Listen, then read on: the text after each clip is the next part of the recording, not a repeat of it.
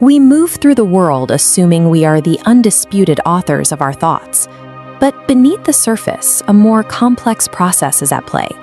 Your brain operates a massive shadow layer of emotional management.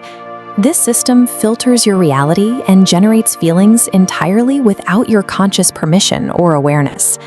This explains why we live with such strange internal contradictions, enduring a memory sting for years, longing for those who caused harm, or feeling isolated in a crowd. The human brain acts as an unreliable narrator. It actively edits experiences and mislabels feelings before you have the chance to analyze them. Achieving true emotional peace requires treating your conscious thoughts as a series of suspect claims, statements that demand rigorous investigation rather than immediate acceptance. The mind frequently fails to identify the true object of its desire, particularly when we experience nostalgia for a past relationship. While you believe you miss a specific person, your brain fixates on the neurochemical cocktail they triggered, keeping you blind to the distinction. This mislabeling extends to deep fears. Being alone is neutral, but being replaced devalues your standing, a far more urgent survival alarm. By mislabeling these core fears, the brain forces you to fight the wrong battles. You focus on the absence of a person, when the real wound is a perceived loss of personal value. Acting on these mislabeled emotions ensures the cycle of suffering continues, because the actual psychological vulnerability remains hidden and unaddressed. Consider the result of trying to forcefully suppress a painful memory. The effort usually backfires, pushing the thought back into your conscious awareness with even greater intensity. This is ironic process theory. The cognitive mechanism we use to monitor for forbidden thoughts actually keeps those thoughts active, creating a loop of involuntary recall. While physical pain follows a predictable decay curve, emotional pain presents as a jagged, spiked wave. These spikes occur because the brain is biologically programmed to replay painful moments, seeking every historical mistake.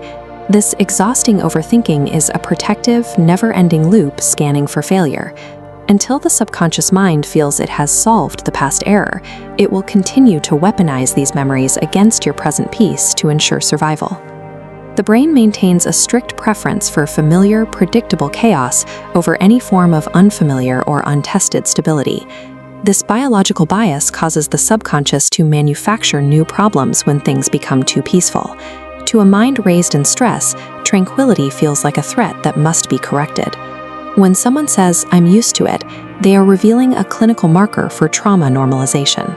The brain has endured a specific pain so many times that it has integrated that pain into its standard operating procedure.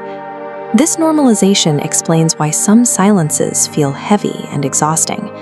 That tension acts as the brain's recognition of a fractured connection, a sign that the structural foundation of the relationship has already failed. A mind accustomed to suffering will unconsciously sabotage its own happiness because suffering feels like a safer, more familiar home.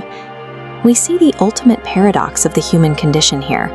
We can stand at the center of a dense crowd and still experience a profound, inescapable sense of isolation. This isolation exists as an artificial construct, a psychological wall built by a mind prioritizing self-protection over the vulnerability required for a real connection.